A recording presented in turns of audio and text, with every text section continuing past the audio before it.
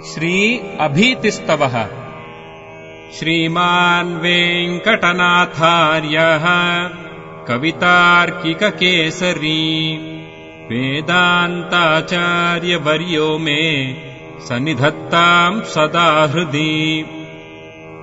अभीतिरिह यज्जुषाम् यदवधीरितानाम् भयम् भयाभयविधायिनो जगति यन्निदेशे स्थिताः तदेतदतिलङ्घितद्रुहिणशम्भुशक्रादिकम् रमासखमधीमहे किमपि रङ्गधुर्यम् महः। अभीतिरिह यज्जुषाम् यदवधीरितानाम् भयम् भयाभयविधायिनो जगति यन्निदेशे स्थिताः तदेतदतिलङ्घितद्रुहिणशम्भुशक्रादिकम् रमासखमधीमहे किमपि रङ्गधुर्यम् महः।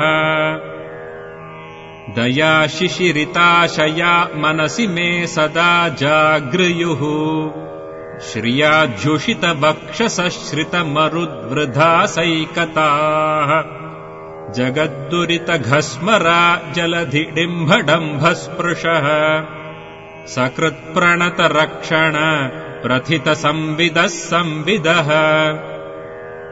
यदद्यमितबुद्धिना बहुलमोहभाजा मया गुणग्रथितकायवाङ्मनसवृत्तिवैचित्र्यतः अतर्कितहिताहितक्रमविशेषमारभ्यते तदप्युचितमर्चनम् परिगृहाणरङ्गेश्वर।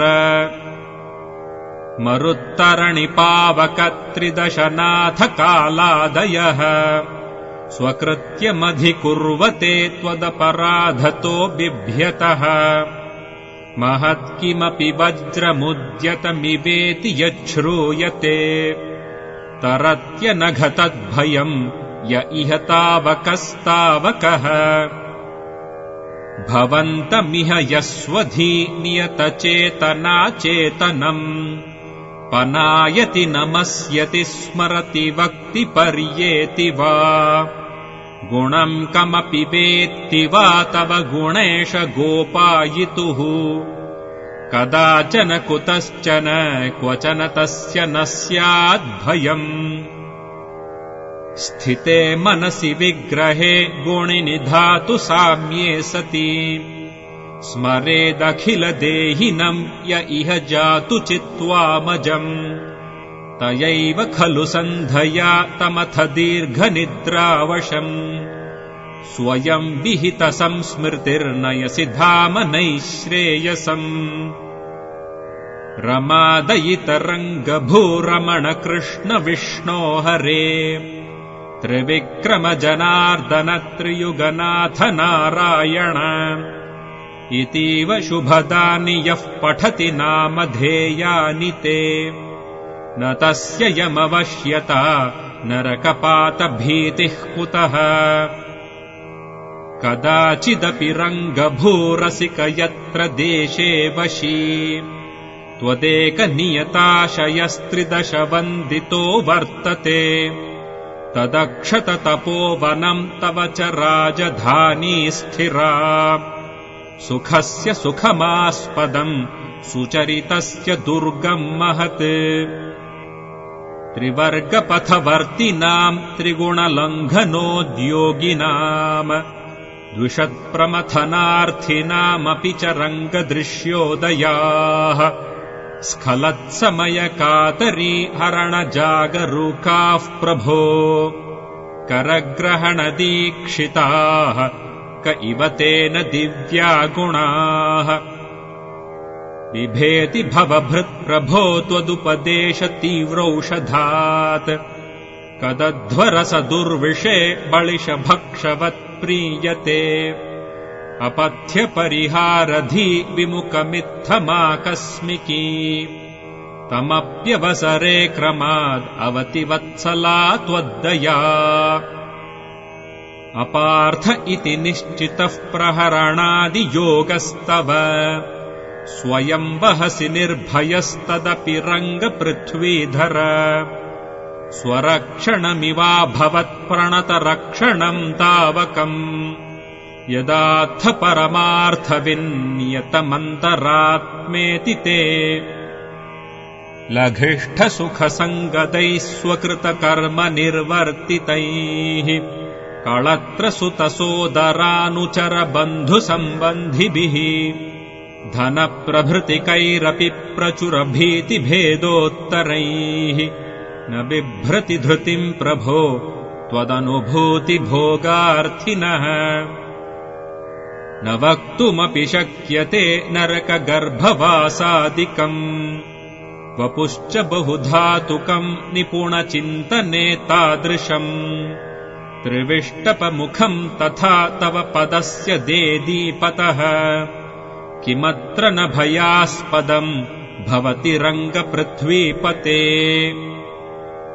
भवन्ति मुखभेदतो भयनिदानमेव प्रभो शुभाशुभविकल्पिता जगति देशकालादयः इति प्रचुरसाध्वसे मयि दयिष्यसे त्वम् न चेत् क इत्थमनुकम्पिता त्वदनुकम्पनीयश्च कः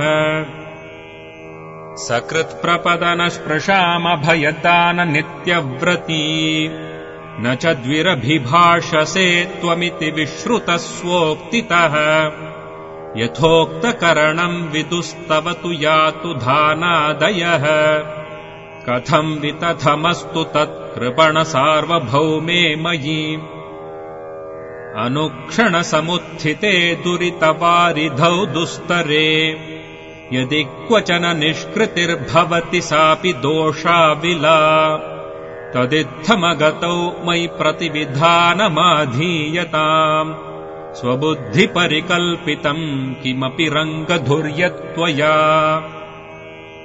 विषादबहुलादहम् विषयवर्गतो दुर्जयात् बिभेमि वृजिनोत्तरस्त्वदनुभूतिविच्छेदतः मया नियतनाथवानयमिति त्वमर्थापयन् दयाधन जगत्पते दयितरङ्गसंरक्ष माम् निसर्गनिरनिष्टता तव निरंहस श्रूयते ततस्त्रियुगसृष्टिवत् भवति संहृतिः क्रीडितम् तथापि शरणागतप्रणयभङ्गभीतो भवान् मदिष्टमिह यद्भवेत् किमपि मा स्म तज्जीहपत् कयाधुसुतवायसद्विरदपुङ्गवद्रौपदी विभीषणभुजङ्गमव्रजगणाम्बरीषादयः भवत्पदसमाश्रिता